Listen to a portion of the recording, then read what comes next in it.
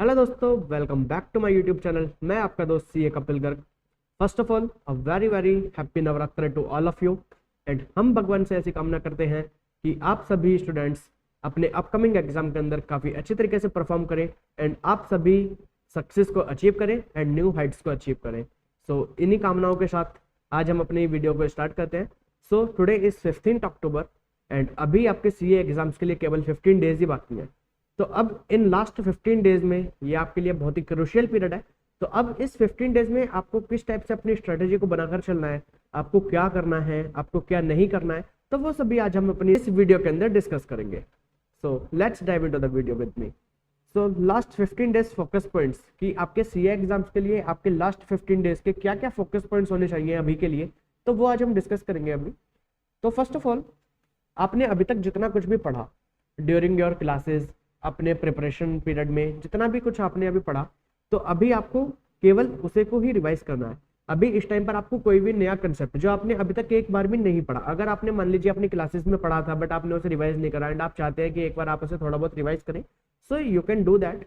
But अगर आपने कभी उसे पढ़ा ही नहीं है, आपने उसे अभी तक स्किप करा हुआ है, तो प्लीज इस टाइम पर आप उसे ना छुएं, क्योंकि अगर आप इस टाइम पर उसे छुएंगे तो वो आपको एक न्यू मतलब बिल्कुल नया महसूस देगा एंड उसकी वजह से आपका थोड़ा मोरल डाउन हो सकता है। आपको लगेगा कि भाई मेरे को तो मतलब नहीं आता। तो इस टाइम पर ये वाली फीलिंग नहीं आनी चाहिए। तो इसके लिए जो आपने अभी तक नहीं पढ़ा उसे छोड़ दीजिए। आपने अभी तक जितने भी, जैसे आप ये मानिए कि सीए एग्जाम से एक लड़ाई है, तो आप लड़ाई को लड़ने जा रहे हैं, तो आपने अभी तक जितने भी अपने वेपन्स आपने कलेक्ट कर लिए हैं, तो आपने अभी तक अपने वेपन्स कलेक्ट तो कर लिए हैं, तो अब आप उन्हें केवल अरेंज करिए, आप उन्हें अपने साथ लेकर जाने की तैयारी करिए एग्जाम्स के अंदर। तो अगर मान लीजिए आप अभी अभी और वेपन कलेक्ट करने में लगे रहेंगे बट उन्हें अरेंज नहीं करेंगे, उन्हें लेके जाने की तैयारी नहीं करेंगे, तो आप युद्ध के लिए कितने भी हथियार इकट्ठे कर लीजिए, अगर आप उन्हें लेकर नहीं जा पाए युद्ध के अंदर, तो युद्ध में आप हार ही जाएंगे।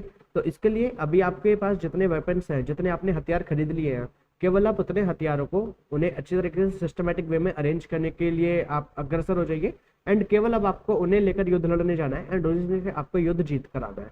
ठीक है, तो इस टाइम पर आपका first of all focus point यह होना चाहिए कि इस टाइम पर जितना कुछ भी आपने अभी तक पढ़ा है आपको वो रिवाइज करना है थोरोली। आपको इस टाइम पर कुछ भी नया कंसेप्ट स्टार्ट नहीं करना। ठीक है, जो आपने पढ़ा है उसके रिलेटेड आप क्वेश्चंस को देख सकते हैं, उसके रिलेटेड आप कुछ नए क्वेश्चंस देखिए, अपना आरटीपी एमटीपी देखिए, वो आप कर सकते हैं, बट आपको कोई नया कंसेप्ट स्टार्ट नहीं करना। ठीक है। सेकंड, अभी इस टाइम पर आपके कोई थ्योरी सब्जेक्ट है लाइक लॉ, ऑडिट, EIS/SM, या फिर आपका कोई भी जैसे हमारा टैक्सेशन का सब्जेक्ट है या अकाउंटेंसी है, उसके अंदर इंडेस है या कोई और चैप्टर है, तो इस टाइम पर आपको क्या करना है, आपको प्रोविजन को अच्छी तरीके से रिवाइज करना है, पूरा प्रोविजन देखना है कि प्रोविजन क्या क्या है, एक्ट के प्रोविजन क्या है, सेक्शन क्या बोलता है, एंड मतलब सारे प्रोविजन आपको समझने हैं। एंड उसके बाद उस पर्टिकुलर चैप्टर से रिलेटेड, उस पर्टिकुलर प्रोविजन से रिलेटेड आपको सभी क्वेश्चंस देखने हैं। क्वेश्चन अभी क्योंकि टाइम आपके पास कम है एंड आई होप कि आपने अपनी प्रिपरेशन पीरियड के अंदर सभी क्वेश्चंस को खुद से एक बार सॉल्व करके देखा होगा, अपनी क्लासेस के दौरान भी आपने हाथ से लिख कर ही करे होंगे क्वेश्चंस।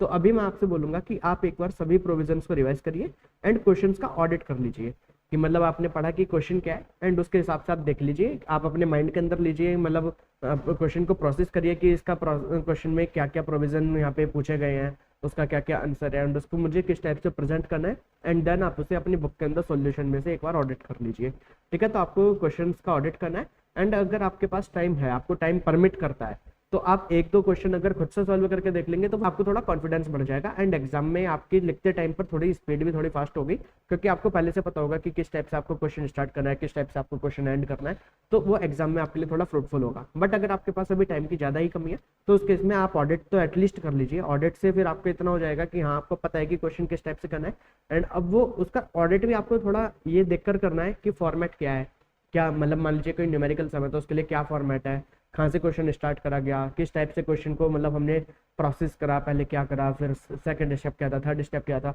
तो वो स्टेप बाय स्टेप आप एक बार अच्छी तरीके से ऑडिट कर लीजिए, सो दैट कि आप जिस टाइम पर एग्जाम में बैठे होंगे तो आपको क्वेश्चन देखकर ये तो पता चल जाएगा कि आपको इसके अंदर पूछा क्या गया है, आपको इसके अंदर बताना क्या है, बट आप वहाँ पर कंफ्यूज हो सकते हैं कि भाई मैं इसे स्टार्ट कैसे करूँ।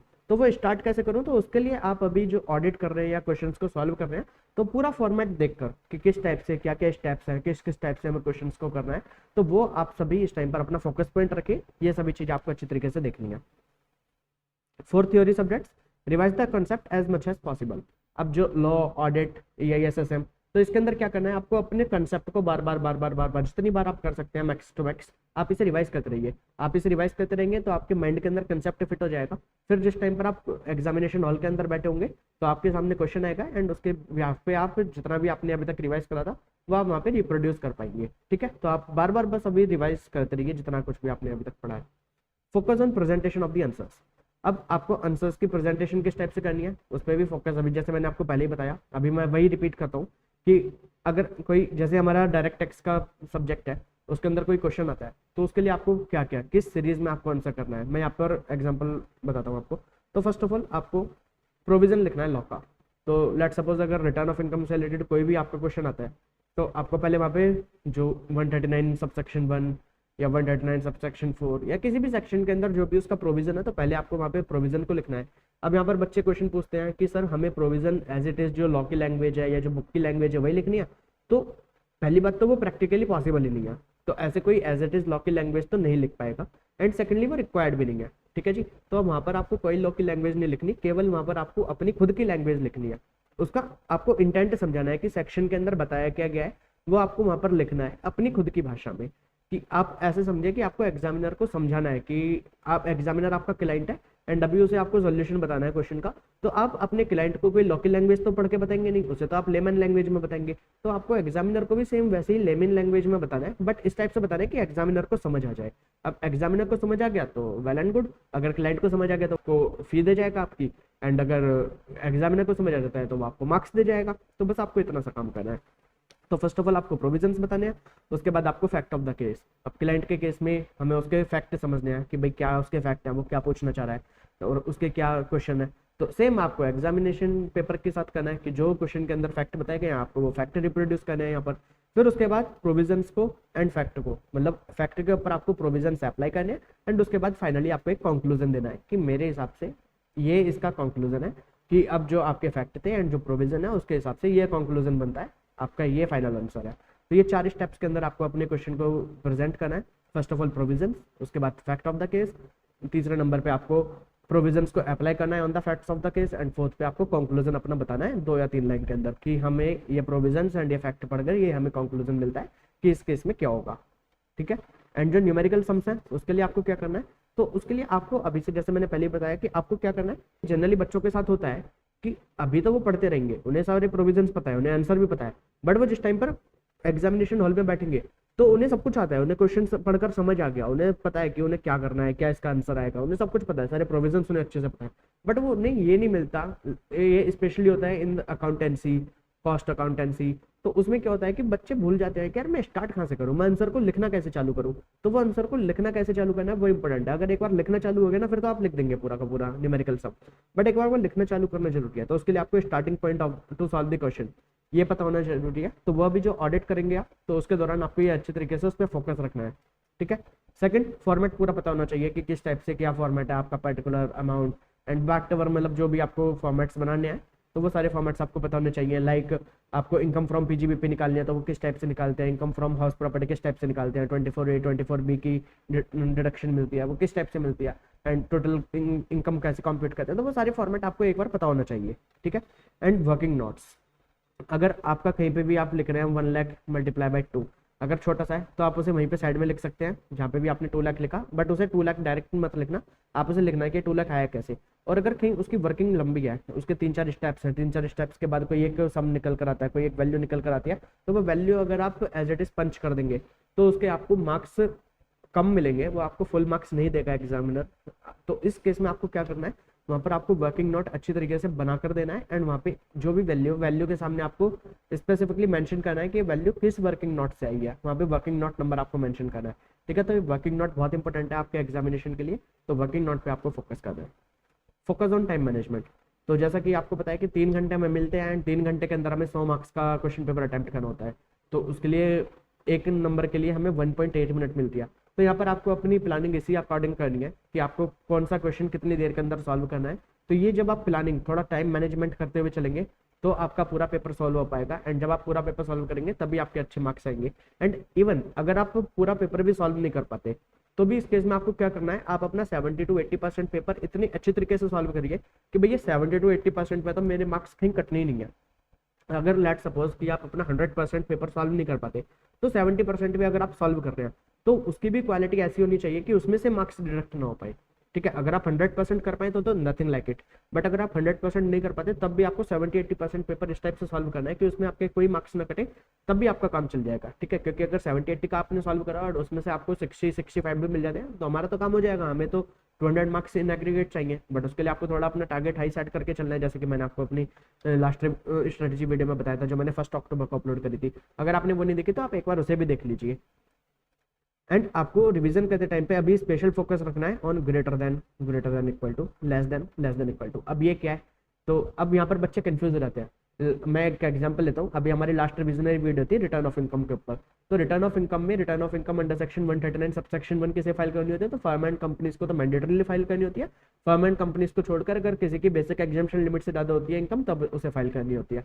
एंड उसके अलावा अगर ये दोनों कंडीशन नहीं होता, मतलब कोई फर्म एंड कंपनी नहीं है और किसी और पर्सन की, फॉर एग्जाम्पल इंडिविजुअल की total income basic exemption limit से भी ज्यादा नहीं है, तो उसे रिटर्न फाइल नहीं करनी।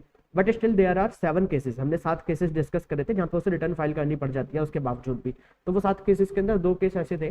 फर्स्ट केस था कि अगर कोई पर्सन ड्यूरिंग द ईयर अपने एक या एक से ज्यादा करंट अकाउंट में 1 करोड़ रुपए से ज्यादा डिपॉजिट करता है, तो उस केस में उसे रिटर्न फाइल करनी मैंडेटरी है। एंड हमारे दूसरा केस था कि अगर कोई person during the previous year अपने एक या एक से ज्यादा सेविंग अकाउंट में 50 लाख और उससे ज्यादा अमाउंट डिपॉजिट करता है तो उसे रिटर्न फाइल करना जरूरी है।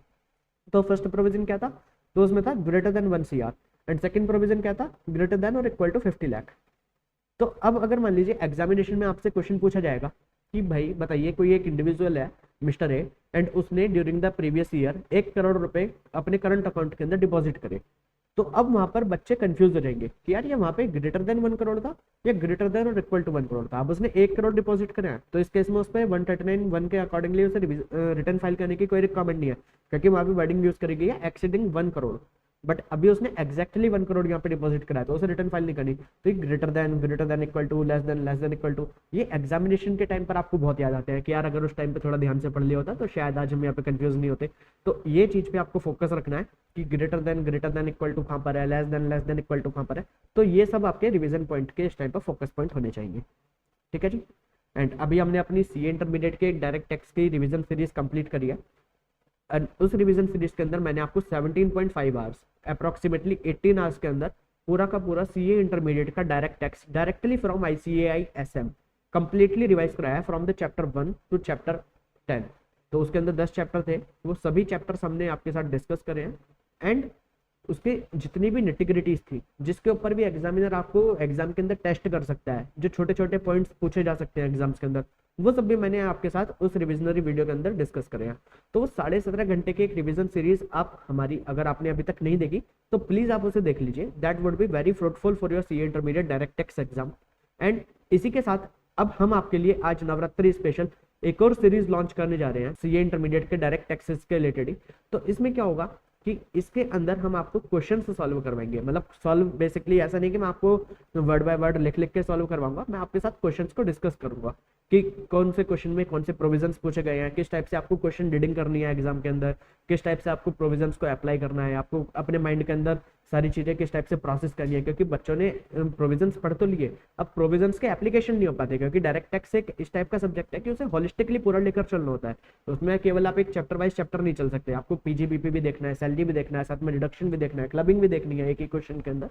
तो वो सभी प्रोविजंस को होलिस्टिकली मैनर में आपको किस टाइप से अप्लाई करना है, आपको क्वेश्चन आपने एक बार पढ़ा तो उसी टाइम पे सभी प्रोविजंस वहाँ पे लिखते हुए चलना है कि भाई इसके ऊपर क्या क्या अप्लाई हो सकता है। वो एग्जामिनर पूछे या ना पूछे वो एक बात की बात है, पहले हमें सारी चीजें अपने माइंड के अंदर लेते हुए चलना है कि अच्छा ये वहां से पूछा गया, वहां से पूछा गया। तो ये सारी चीजें मैं आपको उस सीरीज के अंदर डिस्कस करूंगा आपके साथ, सभी क्वेश्चन मैं आपके साथ डिस्कस करूंगा। तो मैं क्या डिस्कस करूंगा आपके साथ, तो ये सीरीज हमारी स्टार्ट होगी 16 अक्टूबर 2023 से एंड ये हमारी चलेगी 23 अक्टूबर, यानी कि पूरे नवरात्रि हमारी ये सीरीज चलने वाली है। तो इसमें डेली आपको एक वीडियो मिलेगी एंड उसमें हम क्या करेंगे, हमारी जो फर्स्ट 4 डेज है उसके अंदर मैं आपको लास्ट 4 अटेम्प्ट्स की RTP डिस्कस करेंगे आपके साथ।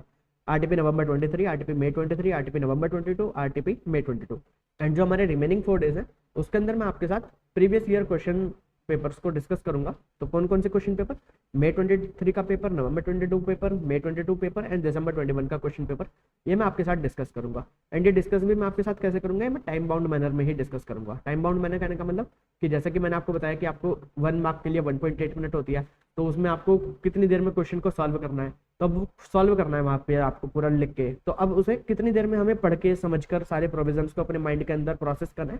तो इस तरीके से मैं आपको, मतलब ऐसा नहीं कि एक 14 नंबर के क्वेश्चन के लिए मैं 1 घंटे की वीडियो बनाऊंगा, मैं 14 नंबर के क्वेश्चन को आपको 10 से 15 मिनट में पूरा का पूरा क्वेश्चन प्रोसेस करवा के दे दूंगा एंड फिर आपको उसे एग्जाम के अंदर केवल प्रेजेंट करना है, ठीक है। तो वो क्वेश्चन का डिस्कशन हम स्टार्ट करेंगे 16 अक्टूबर से। So stay connected with us, आप प्लीज हमारे चैनल को सब्सक्राइब कर लीजिए। अभी नेक्स्ट 8 डेज के अंदर आपके लिए सीए इंटरमीडिएट डायरेक्ट टेक्स्ट में मैं आपको इस तरीके के सभी क्वेश्चंस रिवाइज करवा दूंगा, सभी क्वेश्चंस डिस्कस करा दूंगा कि एग्जाम आपके लिए बहुत ही ज़्यादा ईजी हो जाएगा, सीए इंटरमीडिएट डायरेक्ट टेक्स्ट तो एटलीस्ट, ठीक है। तो सीए इंटरमीडिएट डायरेक्ट टेक्स्ट आप मेरे ऊपर छोड़ दीजिए, बाकी सब आप अच्छी तरीके से रिवाइज करते रहिए। बाकी भी रेस्पेक्टिव फैकल्टीज ने अपनी तरफ से सबने बेस्ट दे रखा है आपके लिए, तो आप उन सभी फैकल्टीज पे विश्वास करके आप अपना पढ़ते रहिए उनके हिसाब से जैसा भी वो आपको बताते हैं, and you will definitely rock in your exams. And या वन मोर थिंग, जैसा कि मैंने आपको अपनी लास्ट स्ट्रेटेजी वीडियो में ही बताया था, आपको अपनी हेल्थ के ऊपर स्पेशल फोकस रखना है, क्योंकि अगर मान लीजिए आपने सब कुछ अच्छे से पढ़ा, अच्छे से रिवाइज करा, अच्छे से देख लिया, सब कुछ आपकी तरफ से सब कुछ बेस्ट है, एंड अगर आप एग्जाम के दौरान बीमार हो जाते हैं तो ये सब कुछ आपका जितना भी आपके एफर्ट्स थे सब वेस्ट हो जाएंगे। तो इसके लिए आपको अपनी हेल्थ के ऊपर फोकस रखना है, आपकी हेल्थ टॉप प्रायोरिटी होनी चाहिए, आपको अपनी हेल्थ के ऊपर इक्वली आपको इस टाइम पर फोकस करना है, अपनी पढ़ाई और अपनी हेल्थ, केवल आपको इस टाइम पे 2 चीज़ों के ऊपर फोकस करना है। तीसरी चीज़ आपके लिए कोई नहीं है अभी नेक्स्ट 30 डेज, उसके बाद अपनी लाइफ में आप आराम से एंजॉय करिए, ठीक है जी। So that's all for the day from my side. Please like the video, subscribe the channel and share it with your friends. Okay जी, thank you, good bye, signing of.